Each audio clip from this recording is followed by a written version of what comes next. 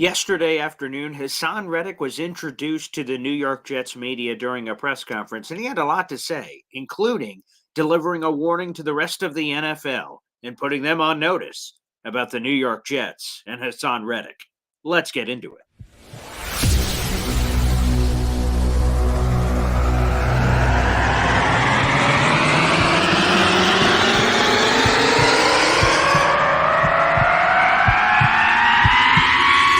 Zoinks! It is unequivocally the Super Bowl for New York Jet fans. Field Yates, baby. Field Gosh darn Yates. Let's bring him on the show. Come on, people. Connor Rodgers is joining the show. What's up, Connor?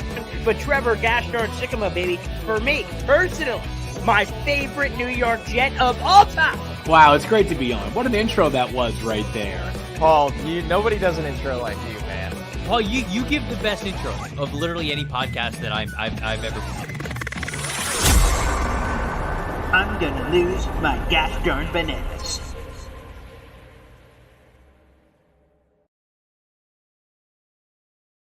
Hey, what's poppin', everybody? Paul Esden Jr., a.k.a. Boy Green. I'm the New York Jets digital reporter for Heavy.com. Welcome to Boy Green Daily, a daily New York Jets video show live every single friggin' day, baby, at 7:30 in the morning. Also available if you prefer the audio-only version shortly after the program. Thanks for joining us, everybody. And boy, yesterday, Hassan Reddick had his introductory press conference. And I'm going to be honest, I haven't heard a lot of Hassan Reddick press conferences naturally.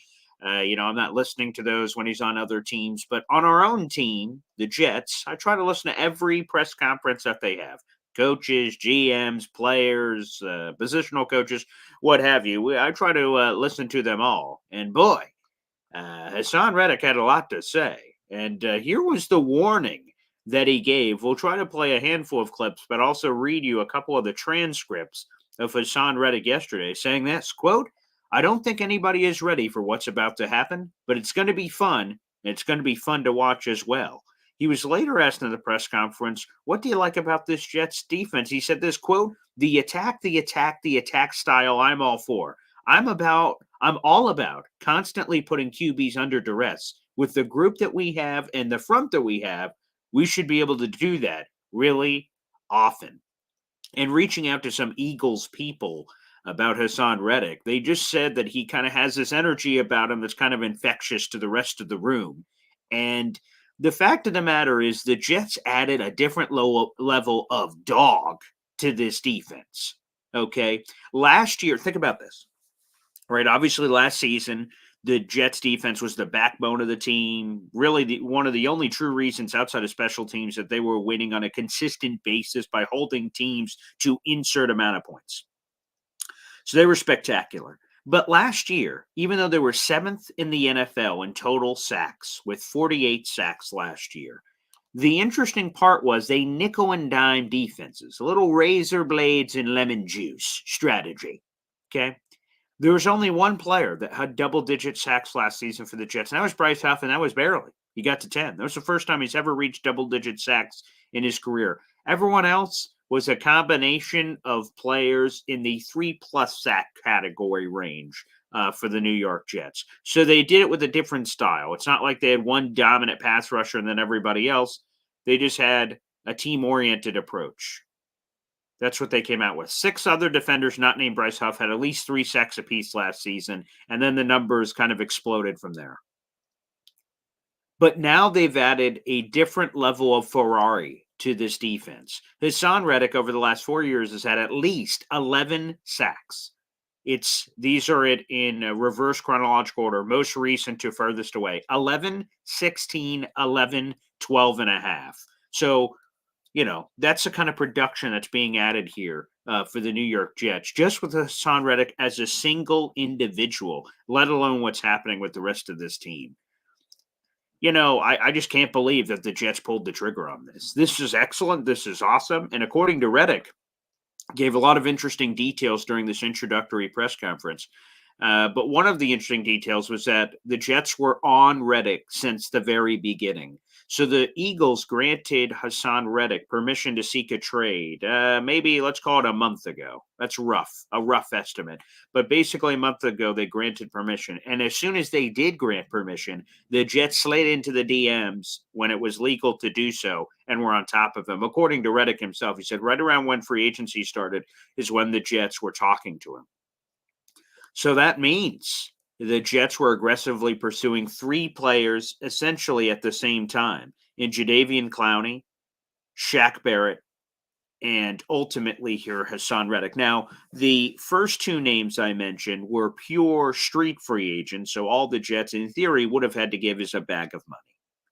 In this particular case, to get the Eagles pass rusher in this equation, they had to give up a future draft selection, which, by the way, 2026 third, that can become a second if Hassan Reddick accomplishes both of these incentives, gets 10 plus sacks this year, and appears in 67.5% of the snaps.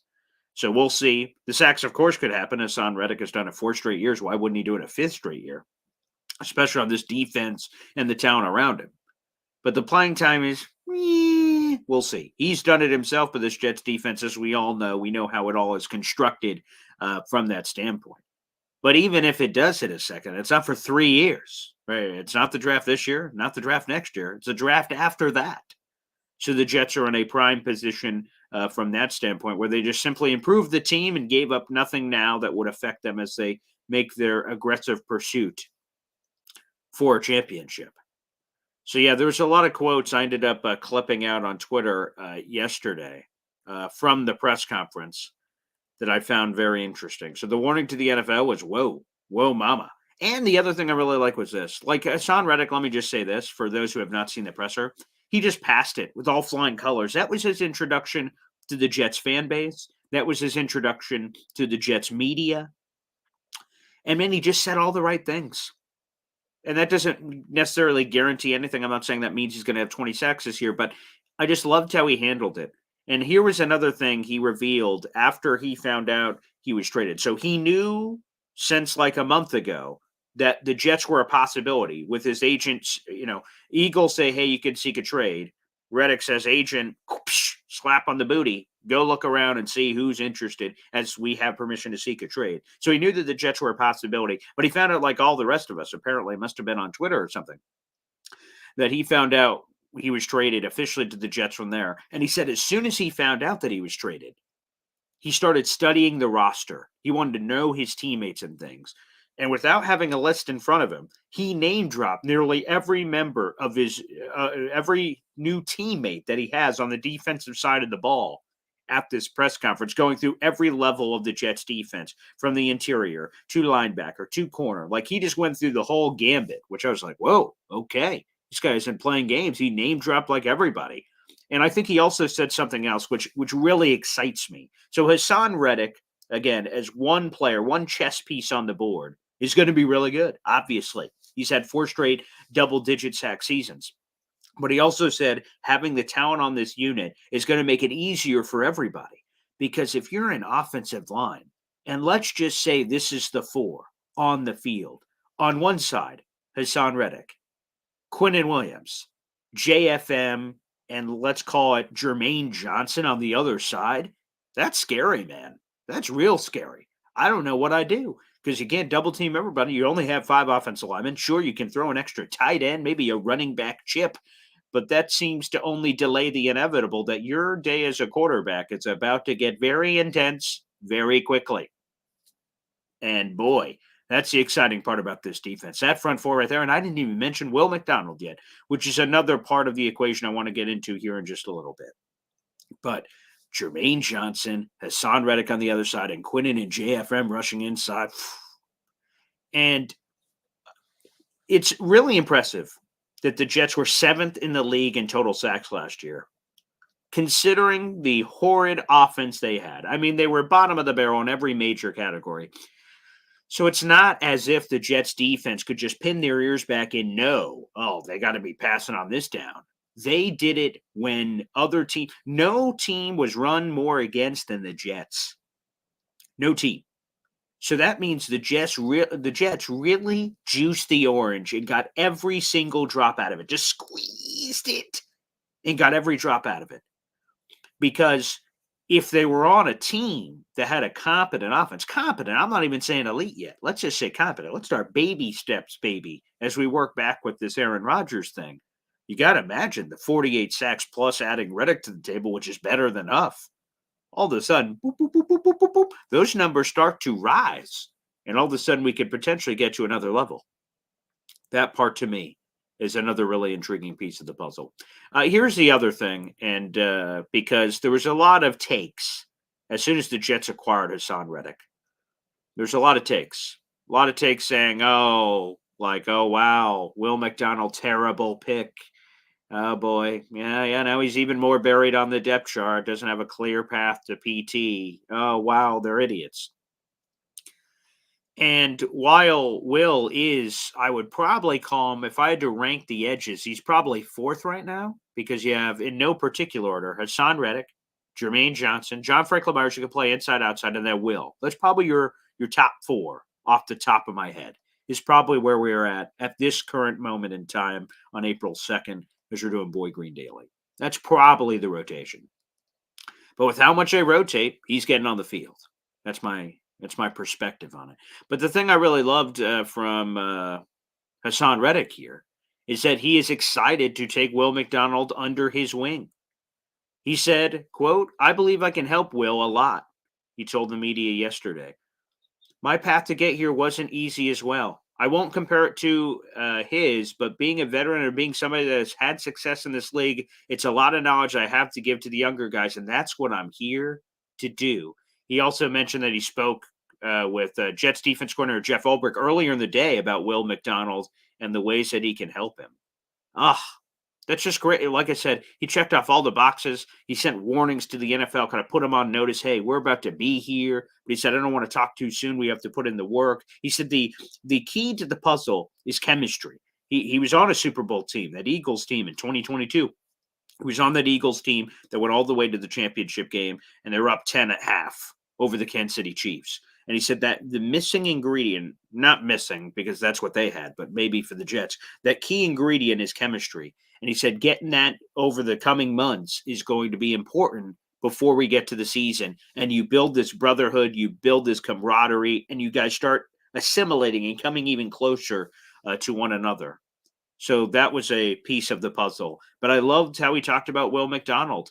Because for those who don't know about Hassan Reddick, I told you about all the success he's had over the last 4 years, and it's been awesome. But it didn't start out awesome for the former first rounder. No, it did not. Here were his first couple years in the league. First three, 2.5 sacks, 4 sacks, 1 sack. He was widely talked about as a bust, that he was about to flame out of the NFL. And he said there was a lot of noise around that. He tried to ignore it. And that's also why I think it's not just really good pass rusher comes in, takes Will McDonald under his wing, and that's beneficial for Will. That's obvious, sure. But Hassan Reddick had his own difficult path as a former first rounder that didn't live up to expectations, quote unquote. Yet he was eventually able to turn it around. Now, one of the things is Hassan Reddick was played out of position by Arizona for a bunch of years. And then finally in that fourth and final year with Arizona, he records 12.5 sacks. And then he parlays that into a nice free agency with Carolina. And then ultimately with the Eagles.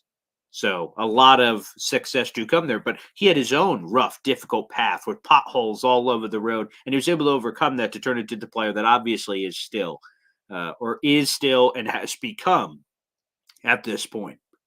So the development for Will McDonald, I think, is going to be huge to have a guy that went through rough patches and is developed into a superstar player. There's just no other way to put it. He's one of the best pass rushers in the NFL. One of the best pass rushers in the NFL. And now Will McDonald gets to learn from him. He's got a young guy and Jermaine Johnson. He's still got Quinnen on the inside, but just like Sauce, you got a lot of success on this defense to look to and turn to. Plus the coaching staff is proven to be phenomenal on the defensive side of the ball. All of those reasons are reasons to be incredibly encouraged about where this team is at this point. So I just got to say, I just loved it. I just loved that Hassan Reddick press conference because it's awesome. And I'm fired up, baby, to have Hassan friggin' Reddick on this team. I mean, it's spectacular. All right. let's go through some comments here. Thank you, everyone, for the Boy Green Super Fan Club, for everyone who joins. John Sauer, Jared B., good morning to all you guys. Yes, appreciate it.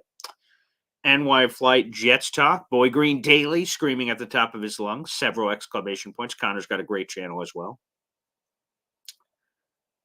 Drew on YouTube says the league really doesn't know what's about to hit them. Again, I'm just to have Aaron Rodgers on the other side, to have this defense. I'm goo goo gaga, baby, over what this unit can do. If they did all that last year with a terrible offense, imagine what they can do with a better offense.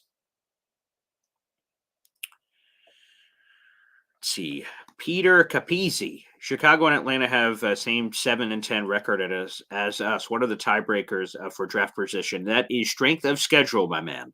Strength of schedule. So basically, if you face a tough schedule and lose, that's expected. But if you face an easy schedule and lose, that's bad. So let me see if Tankathon still has that up, because that's the thing we were all checking, and I can tell you straight up. Tankathon NFL. Let me see. Let me see if they still have it. They had it. Yeah, they do. Okay, here it is. All right. So if you have a tied record, the first strength of schedule, the first tiebreaker is strength of schedule. So I have it right in front of me. Atlanta had a 429 strength of schedule.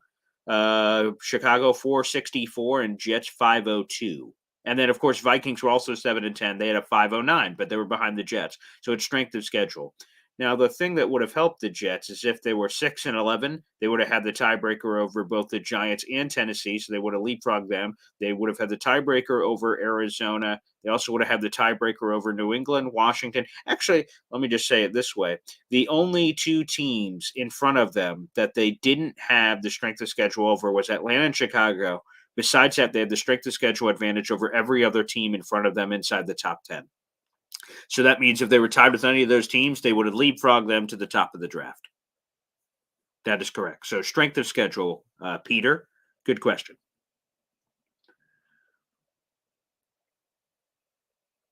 Nick says, yes, he's replacing a critical asset on defense, but should the money and the moves have been directed towards a brittle offense? Mike Williams, Tyron Smith, John Simpson, Morgan Moses, Tyrod Taylor. Need I say more? I think there's been plenty of resources invested. Plus, the draft hasn't happened yet. So a pick in 3 years, $14.5 million. I don't think that's anything too crazy, to be honest with you, Nick. Jared B. Paul, did you hear Charlie Weiss yesterday on Sirius talk about the Jets? It's the first time I've heard him talk highly of them. No, I haven't heard Charlie Weiss in 1,000 years since he was the Notre Dame head coach, basically. Yeah, I haven't heard him in a long time. No, I did not hear it. You guys will have to send me the link later.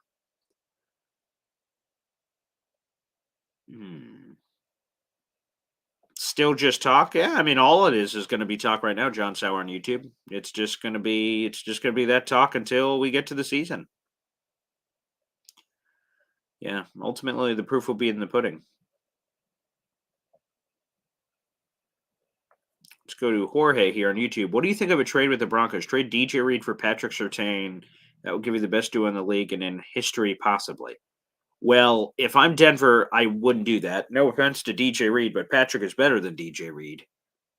And isn't Patrick still on his rookie contract? So, yeah, none of that makes sense. If you did DJ Reed in a bunch of picks, maybe you could get Patrick, but then we go back to the next question about asset allocation, and that's where we could get into a funky town. I don't believe they will do that. Now, I think Denver just needs picks because they're kind of compromised in that standpoint. Now, maybe they will use that to trade up. Maybe you could see something crazy because Denver wants to trade up for a quarterback, so maybe they use that for another team, but not the Jets. But I like the Madden thing.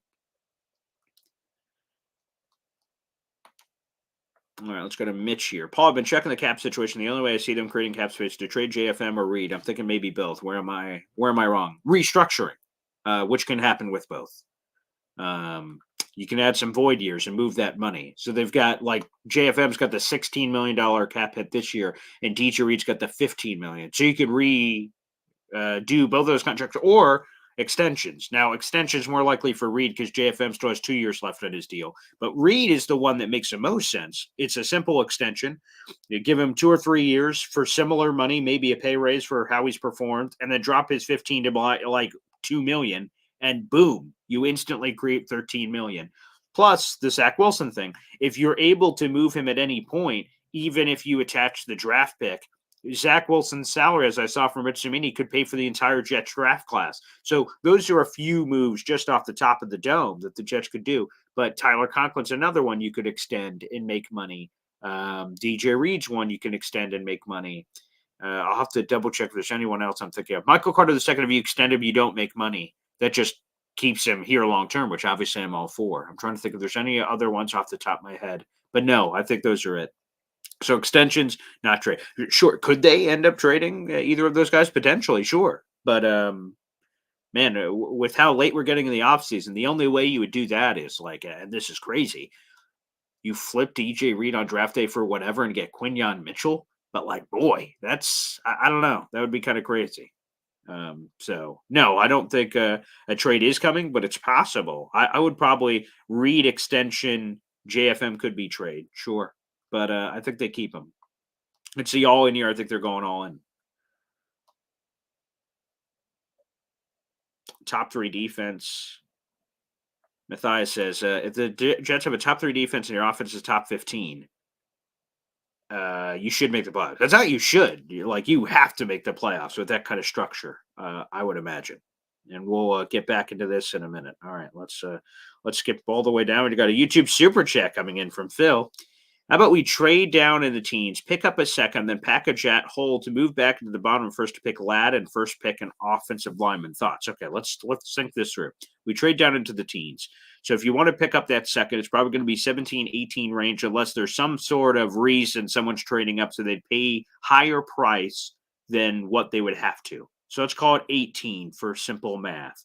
And then you pack a jet hole to move back into the bottom. So that would be, all right, let's pull out the draft value chart. Let's do this live. Okay, let me do the quick math here.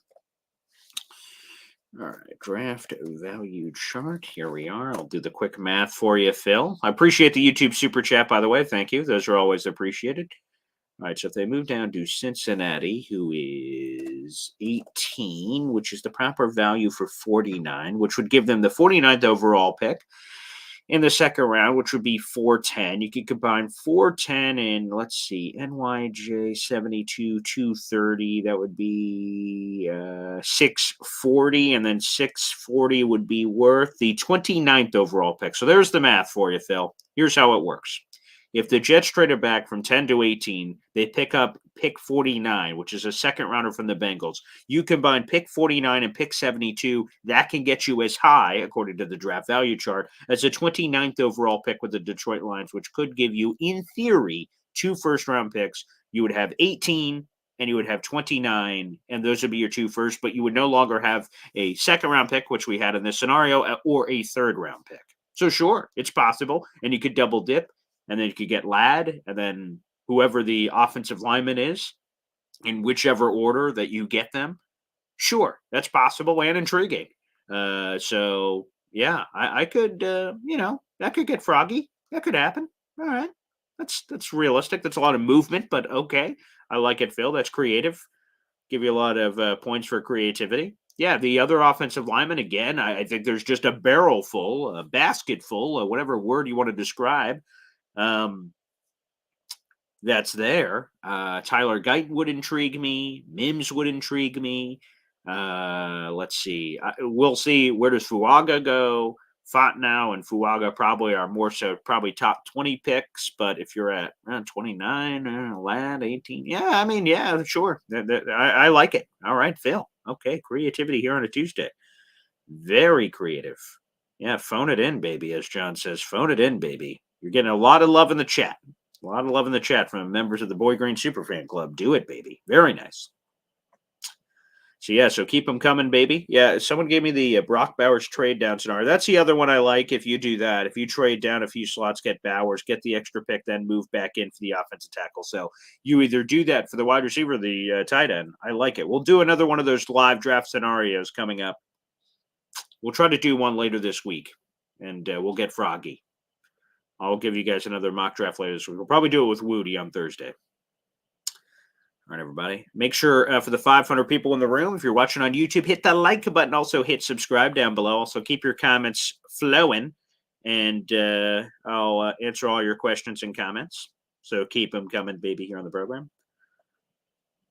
Jim Page, chance of moving up for a wide receiver. I don't want to say high because that would indicate that it's 100% going to happen, but, favorable, because I think that is what I would do if I was in the situation the Jets are in. You could argue the trade back, and that makes a lot of sense, and Phil makes a very compelling case. It's hard to argue against what Phil explained as a possibility, but I would go the other way and get another blue chipper, which I 1,000% believe Marvin Harrison Jr. is. He was a freak in college, and then you add another freak to the team and just go chase the chip, and he helps you now and he helps you later. And it's worth the investment of resources to do that. So, or if you prefer Neighbors or Dunze, one of the big three. My live mock draft yesterday, I have them trading up to 8 for a Dunze. Now, that's a reasonable jump from 10 to 8 where you're not giving up crazy assets. But perhaps if you want to get into the Harrison Neighbors category, you're rooting for quarterbacks, top 4, boom, boom, boom, for the first time in NFL history, 1, 2, 3, 4, and then 5 of the Chargers. And if they're willing to move, or the Giants maybe. So you just start calling teams and seeing what the price is. And you're basically what you're trying to do is you're trying to get the best possible player for the lowest possible price. And sometimes that gets complicated. But I'd be all for moving up for a wide receiver. That would be among my top moves. 8 is the more reasonable jump. In the live PFF simulator, I gave them a back end 4th and a 3rd next year. I think that's a more than reasonable jump, especially according to the draft value chart, but that seemed like a reasonable jump. You don't have to give up pick 72. That's overkill. You don't need that for the jump. But if there's a lot of action, I imagine if Dunze is the last of those wide receivers, a lot of teams are going to want to move up, which creates a bidding war, which increases price. So that has to be factored in as well, of course. So Phil said it's either his plan or my plan. Excellent. All right, we are in perfect alignment, Phil. We are group think for that general manager. That general manager plan. There's a bunch of comments here, so I'll have to kind of just randomly highlight. If you guys YouTube super chat, it guarantees I get to your comment. Feel free to join the Boy Grade Super Fan Club. I try to get to those comments as well. I try to get to as many as possible.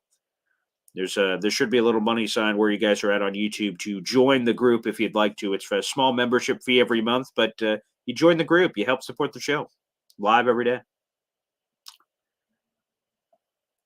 Shadow Realm, very good comment here. The analysts and quote-unquote experts are just super skeptical of Rodgers. That's true. Everyone I've heard just keeps saying injuries, injuries, injuries, injuries.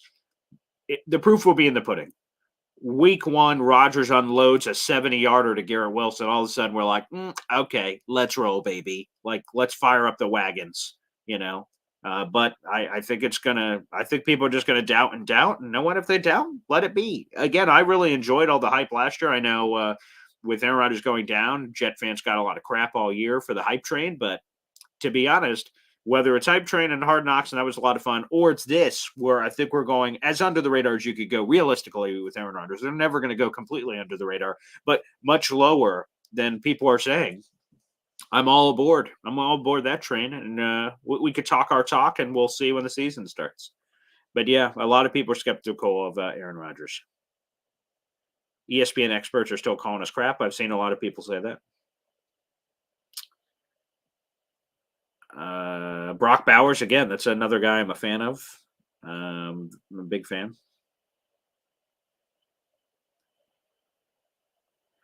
Someone said a Dunze slow. Oh, I haven't heard that. I have not heard that. Now, he's not Neighbors fast, I guess. He ran like, what, a 4.35 or something? But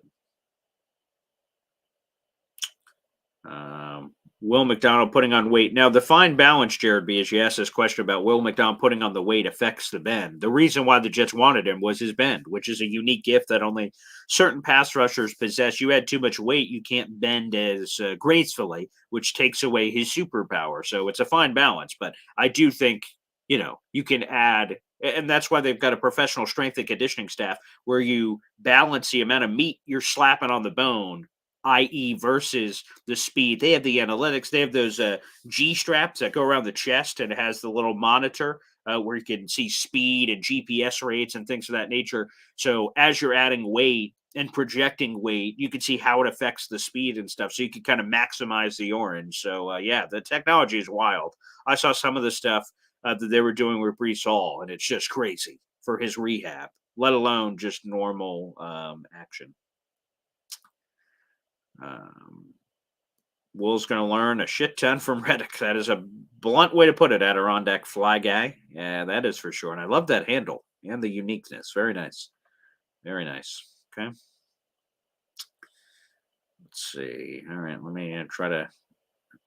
Yes, I saw the Charlie Weiss thing. Okay. Yeah. I think I'm back on the comments here. Let me just try to scroll through and answer as many of them as you can. Good morning to my beautiful mother joining us on the Heavy on Jets Facebook page. Shout out to Heavy for supporting this program every day of every month. Without them, the show wouldn't have the same level of production. That's for sure. So good morning to my mother. Phil says, I've always liked Saleh as a defensive coordinator. It's just a full package as a coach that's suspect. I always liked JD and never thought his potential firing should be tied to Saleh. Yeah, I just feel like for the last decade, we've had too much of non-alignment. Like GM is here, head coach is here, in terms of not just the reporting structure, which we've talked about 1,000 times, but directly with people who are on different timelines. So when you're on different timelines, that's bad because one guy might be thinking about the future, another guy might be thinking about the present. So in theory, if Saleh and Douglas weren't on the same timeline, Douglas would be like, hey, I'm thinking of 2025, 2026. So I was like, I need to win now. And then you got constant clashing that could happen potentially. And that's where I don't like it. That's why I prefer them to be attached. Okay. Douglas hired Saleh. They're all there together. Like, if it all blows up, bleh, you're gone. But if it all works, extensions and all over the place, let's ride, baby. So, yeah, ultimately, Phil, to your question, though, it's kind of the same thing with the hype and the injuries and all this. The proof will be in the pudding. The Jets are going to be, and we will find out in May, there's going to be a ton of primetime games for the Jets because people are going to want the Aaron Rodgers comeback story and all that. America loves a comeback story. And so primetime is going to be all over there. The Jets are going to get the maximum amount of primetime games. I would be surprised if they didn't. So there's 5+ coming, and maybe throw in the Black Friday game as an additional 6 plus flex games later. So the Jets are going to get a ton of love. But the key for Saleh will be the magnifying glass in key moments during the game late. How does he perform? Because it doesn't matter as much, and no one cares when it's 13-8 Atlanta Falcons loss. He made this coaching mistake or this coaching mistake in a 1:00 rain game no one paid attention to outside of Jet fans. However, we go to Sunday Night Football, Jets, Bills, division on the line in week 5, and you're setting up for the future, and he blows the time management situation. Focus is going to be a little bit more intense on that game. So that will be the key. So there's probably nothing I can sing you some sweet praises, Phil, to alleviate for you or anyone your Saleh coaching concerns, or Hackett or anybody else on this staff for that matter, Keith Carter or whoever. There's probably nothing I can say that can alleviate that pressure. But the fact of the matter is, we will just have to see what happens when the lights are on brightest. I think that'll be the key. But good comment, Phil.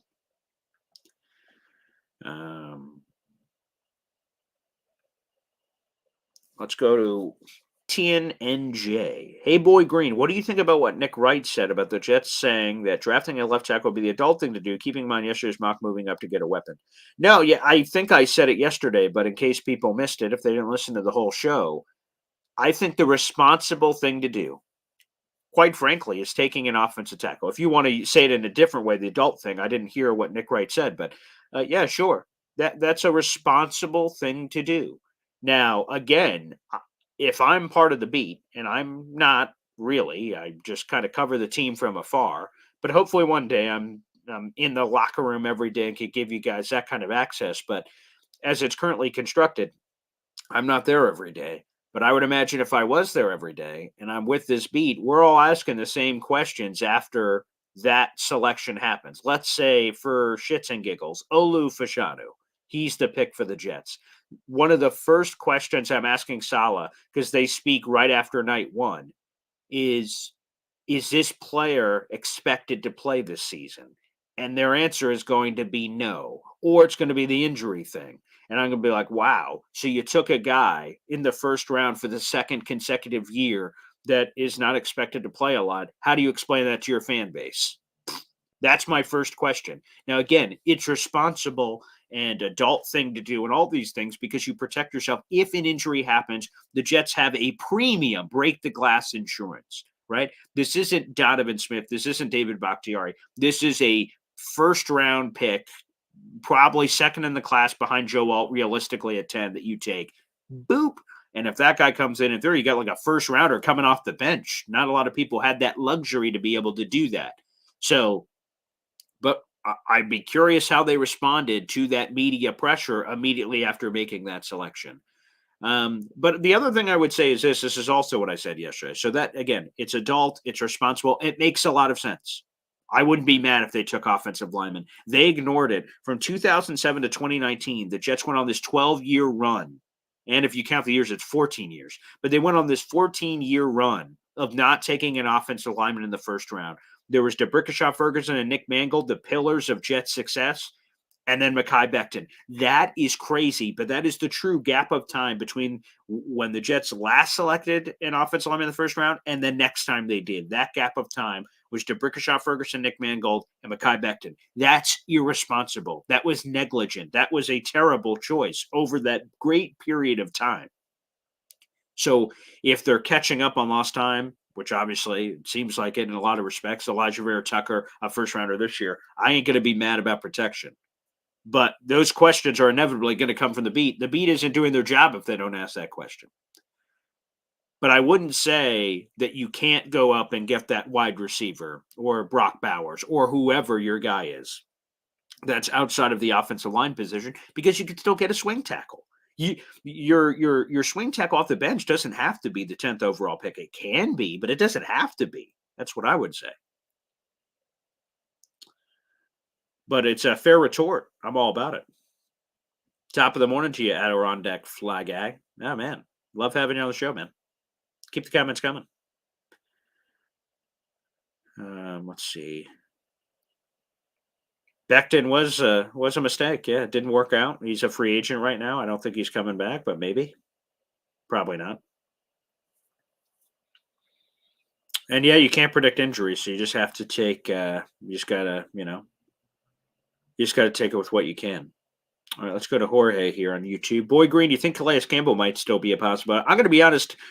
I liked it early in the offseason as because the interior defensive line room didn't exist beyond Quentin Williams, and then they brought back Solomon Thomas. I love Solly. They added Javon Kinlaw. They added Likey Fotu.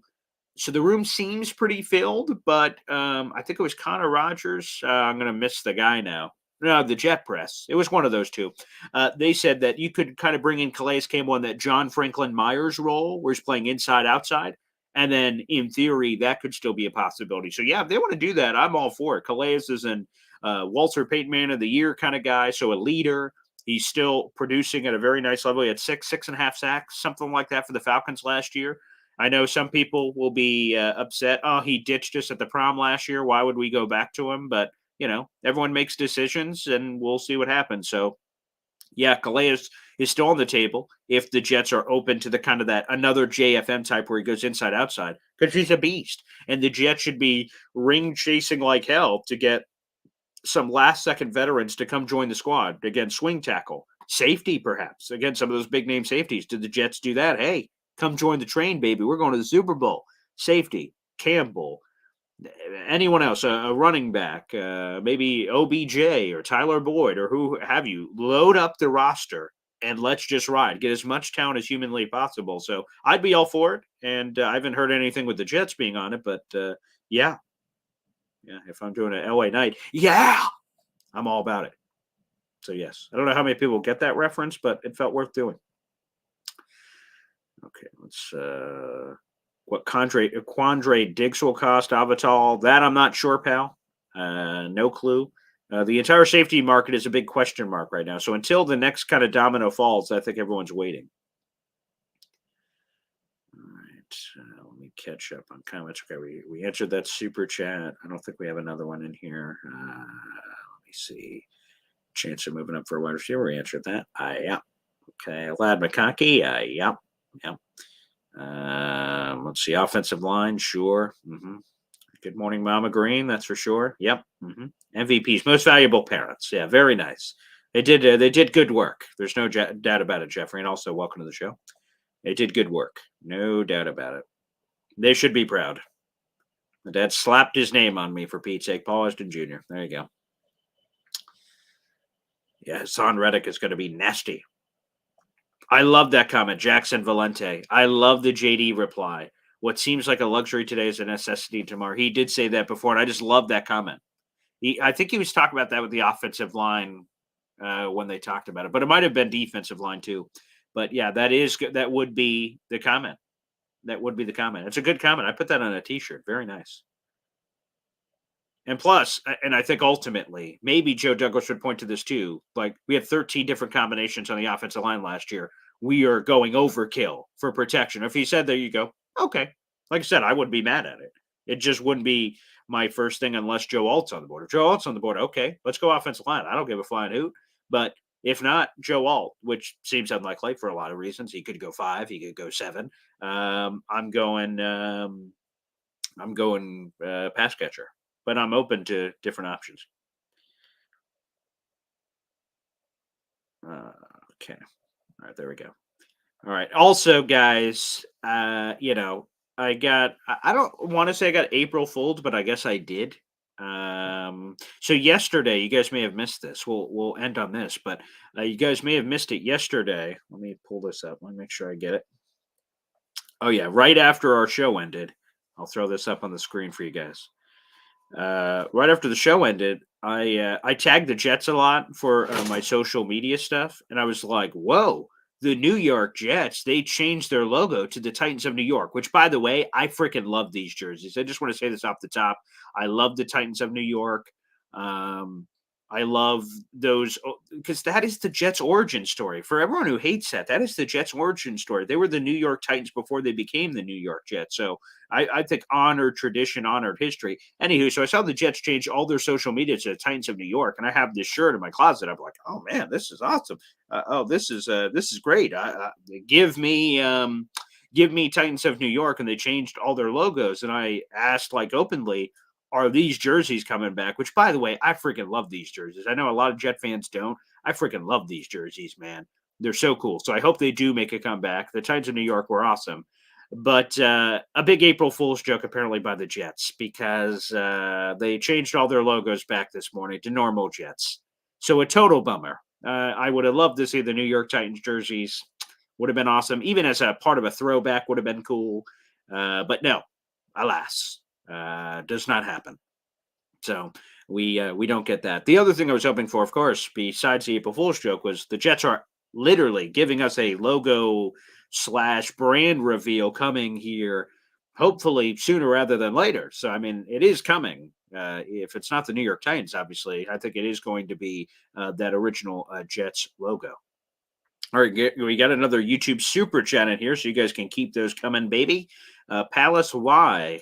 May AR8 and Jets win at least one ring together. It would be awesome. I mean, it's just, it's hard to put into words what that would mean. It would be spectacular. It would be awesome. It would be life-changing because I am a diehard Jets fan.